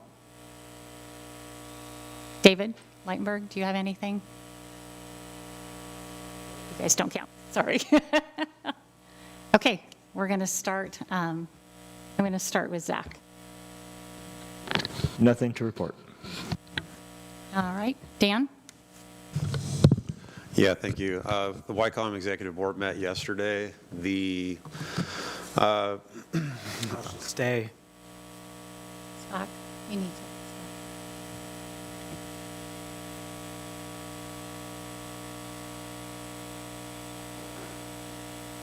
Go ahead. The cost of the emergency services that we're paying for continues to rise, and Under Sheriff Battle yesterday did agree to share a equation and an approximation of the increase that we will see for the upcoming year. So when I get that equation, I'll let you know. It should hopefully be in a spreadsheet form. YCOM has needed to purchase new memory for their facilities, and that's going to cost the city of Mcminnville. Our portion would be about $5,000. And one thing that is of note and rather important is the, sorry, I was trying to find it here. The Criminal Justice Commission grant expires in 2029, and it's sorry. The 911 telecommunications tax is set to sunset in December of 29, which only gives 2 long sessions for the Oregon biennium budgeting.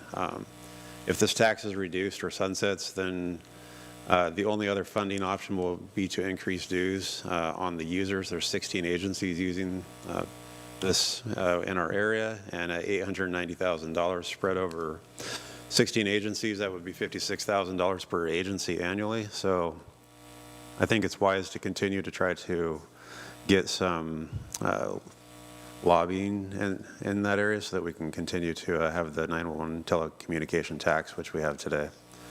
The only other thing was we did receive a grant for approximately $900,000 for this biennium. The Criminal Justice Commission grant was approved for the deflection program, which means that the deflection program is when someone's picked up on some drug charges after Measure 110, they've had the option to move into the deflection program. The new actual software that they're going to get seamlessly shares information for deflection between YCOM, Yamhill County MAC PD, and also the county deflection services. So that's a good thing. It should make it more efficient for people and hopefully provide more services. That's what I have. I have a couple things. Monday, the BPA ceremony where Water and Light Commissioners joined with BPA in signing the largest contract for the city of Mcminnville in order to keep rates low for our ratepayers at $600 million. Last night, our commissioner, Dan Tankersley, retired after 35 years on the Water and Light Commission. And then I just wanted to make a statement following up on our last statement in regards to immigration and our commitment, and that was that we would reach out to our state representatives, which we did. We talked about the Promissory Act and some of the modernizations that might be able to happen there in order to make law enforcement speak together. Also, we did meet with Unidos and had a good conversation with them and have set up to meet with them again. We did talk to Miriam and explain a little bit more in detail in regards to the police department and what they can and cannot do, and we can share that more detail in a different way, or Miriam can as well, but we can share that. And we talked about Unidos and how families, they can help their families as well be prepared. We understand that federal immigration is a federal law. It's not ours. And we can't speak out, we can't do anything about federal law, but we can certainly talk to our federal legislation, which we did. I've talked to Salinas. I've also talked to Wyden's office and Merkley's office and gave our concerns in regards to notification and also in regards to how the officers act, I should say agents instead of officers, when they're in our community. They also explain that they can ask and they will ask, but they don't have control over the federal agents as well. So, but we will continue to advocate for that. As we said, we made that commitment to you. And then we will continue to reach out, and we will be, like I say, trying to speak to them in person as well to try to make those changes. Letters going to tomorrow. Yeah, conversation should be tomorrow. Thank you, Mayor. Just a couple of items. Council of Governments met yesterday. We set new rates for the year tied to Consumer Price Index of 2.9%. Those are the dues, and then took additional steps to stabilize the organization for long-term budgeting purposes. I met and in fairly regular contact with Unidos. I attended a training for at Linfield with Unidos last week.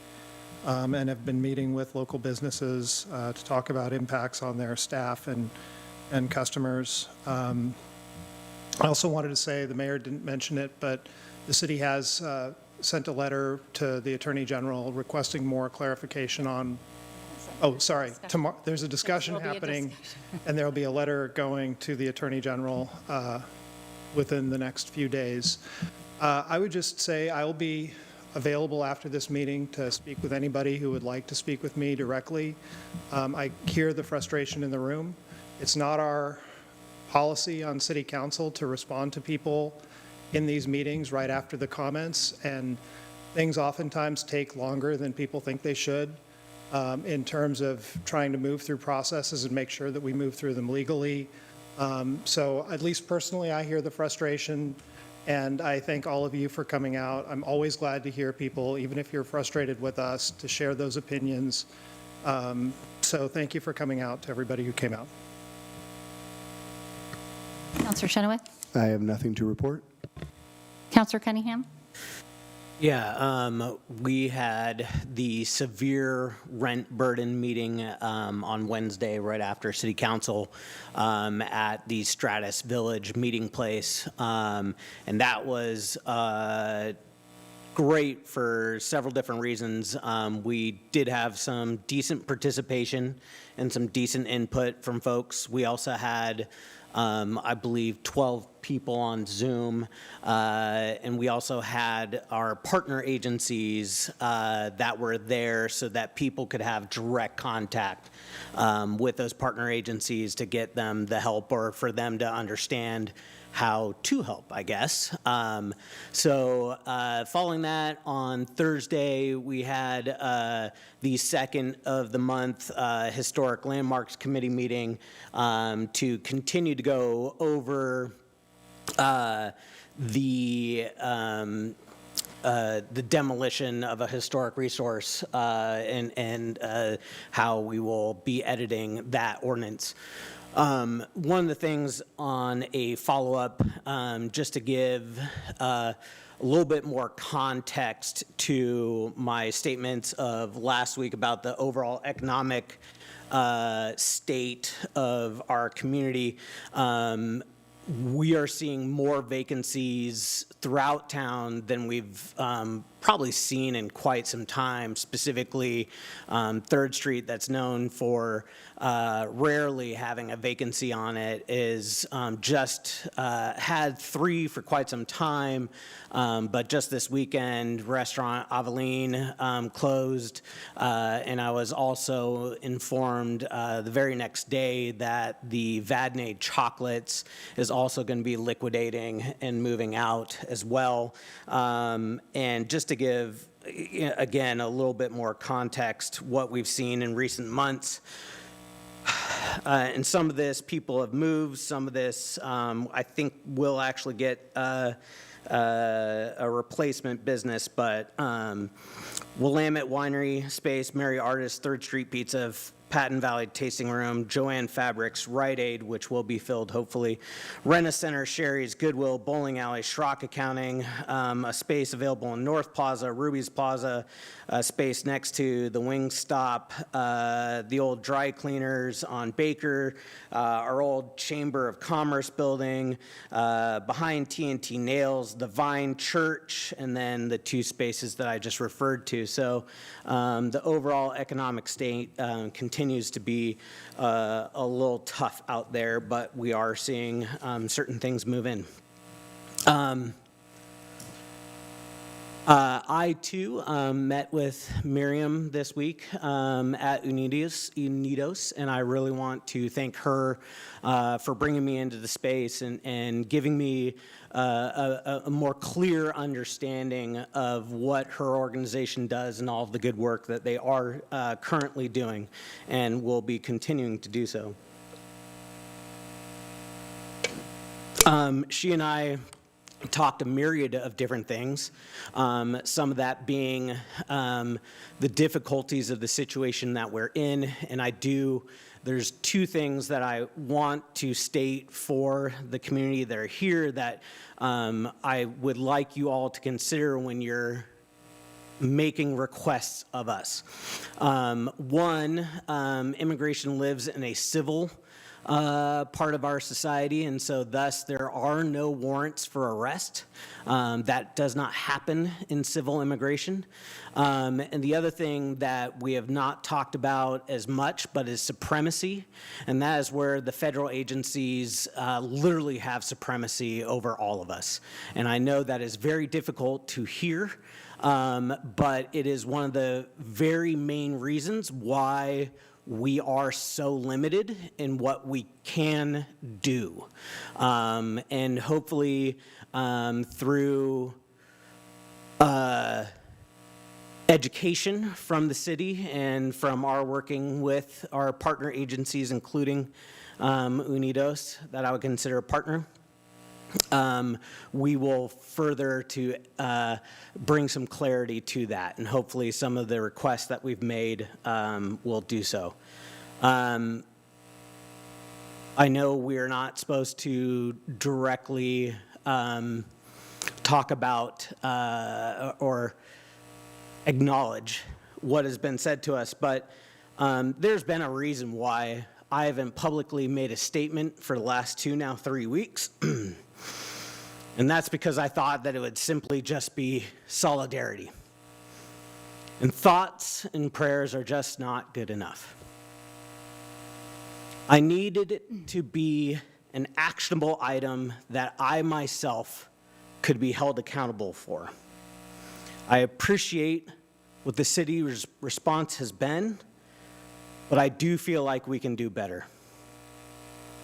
We need to stand with our fellow citizens, residents, and business owners.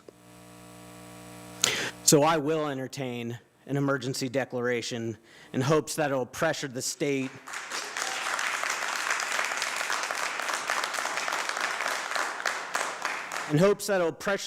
to put their money where their mouth is in helping these struggling businesses. And I would support working with our fellow stakeholders in studying the overall economic impacts. I want to live in a community where we all feel safe. My heart broke when a young woman told me through tears how scared the children are, and we heard that tonight. She told me that they aren't scared for themselves, they're scared for their parents. I want to live in a community where children don't live in fear of being taken. They should feel safe to go to school, to go to the store, to walk home, and they should feel safe to exercise their First Amendment rights to peacefully protest and to not be intimidated or bullied for doing so. I do want to thank MacPD for watching over those students, as well as the many adults who were there keeping a watchful eye. I want to live in a community that is hell-bent on bettering the world, not tearing it apart. I want to thank all of you who came here tonight and who came here last week and who I assume we'll see the next time. I want to thank those who spoke and turned in public comment. I understand you are upset and you want action, and I agree. But the way I see this is there's only one way out of this, and that is working together to create true immigration reform. And we should be demanding that of our elected officials at every level. Thank you, and please be safe.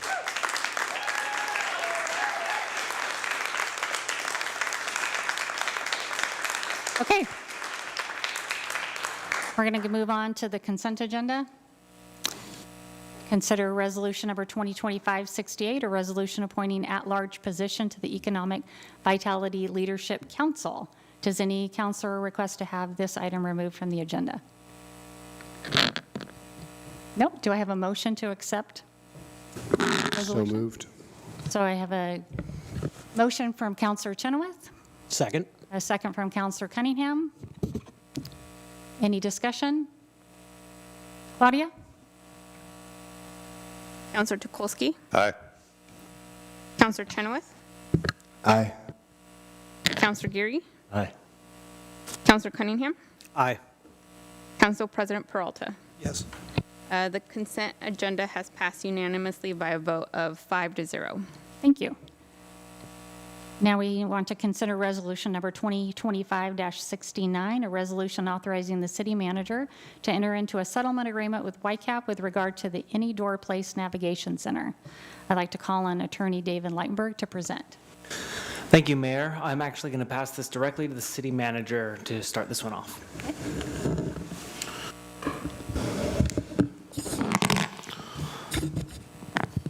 Council, before you tonight is resolution number 2025-69. I wanted to provide brief context around the timing, process, and intent of the resolution before you.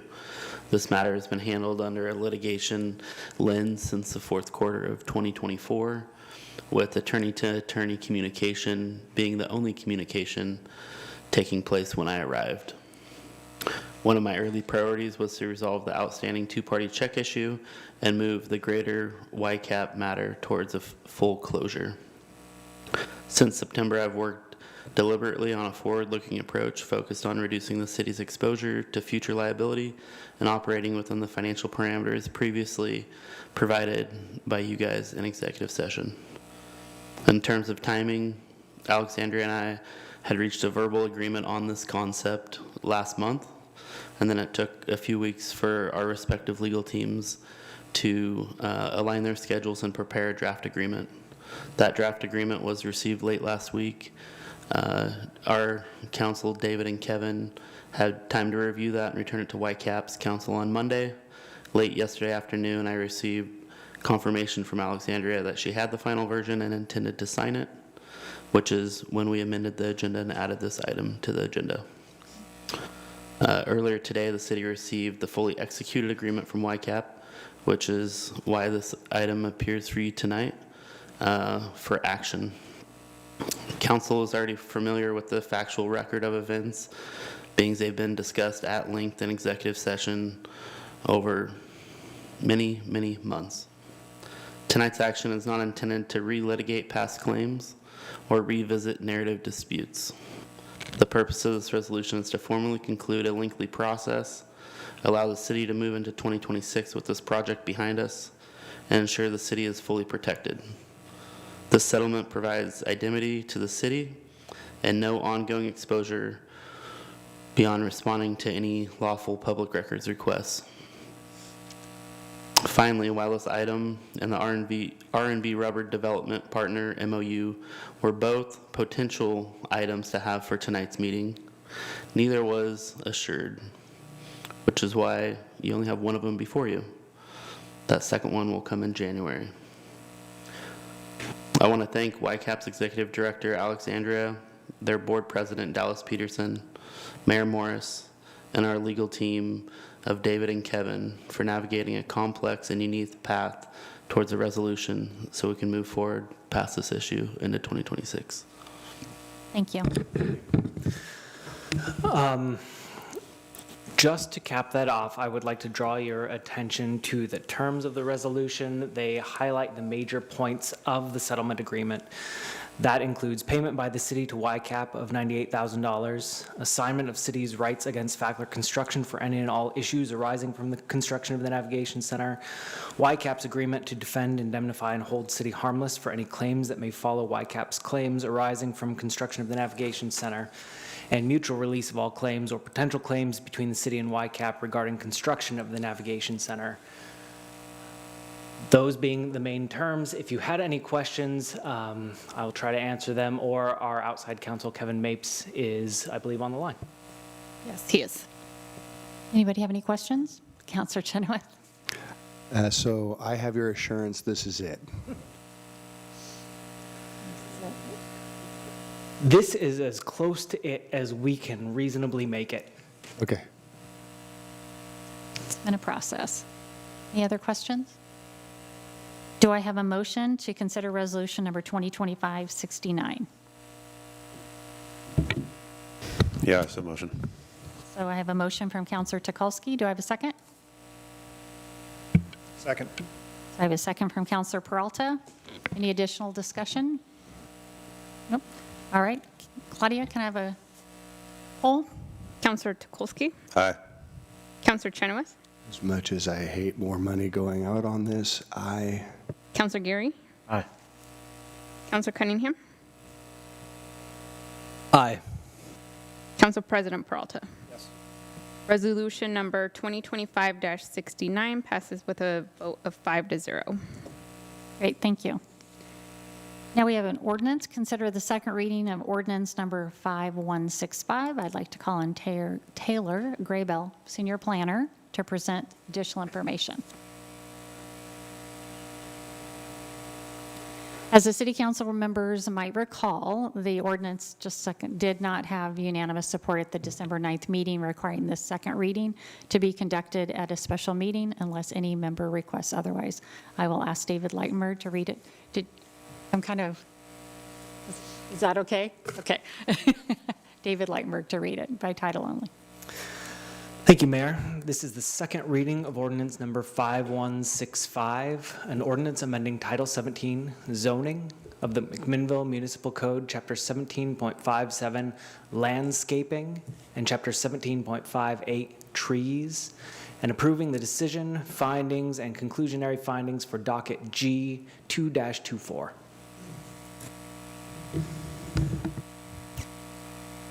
Do I have a motion to adopt ordinance 5165? Or do I have any discussion? Okay, so I have a motion from Councilor Peralta. Do I have a second? Second. Second from Councilor Tukalski. Any other discussion? Mayor, may I? Yeah. May I ask if I'm trying to make sure I do this directly to you. If a city councilor has an objection to it, I'm trying to understand if what the reasoning is behind their objection, if there's something that I'm not understanding. I guess we can ask Zach, are you interested in sharing? You don't have to. Oh, sure. I can discuss more. I still think that the language in the code provides too many paths for developers to opt out of what I find is a more appropriate process that results in a better looking community and a community more reflective of what I think the community values in its commercial developments and its large scale residential developments and its homogeneity of look. I think my time spent in the building and development community, left to their own devices, it's a lowest common denominator installation that doesn't reflect what I think the community would like to see or appreciates seeing, whether they can state it or not. And so I think this will lead to more frustration in the view of the community and the look, or the greenery. So. Thank you. Thank you. Is that good? Yep. Claudia? Counselor Tukolski, Aye. Counselor Chenoweth, Aye. Counselor Geary, Nay. Counselor Cunningham, Aye. Council President Peralta. Yes. Ordinance number 5165 is adopted by a vote of 4 ayes and 1 nay. Okay. I will now adjourn the special city council meeting at 8:03. Thank you.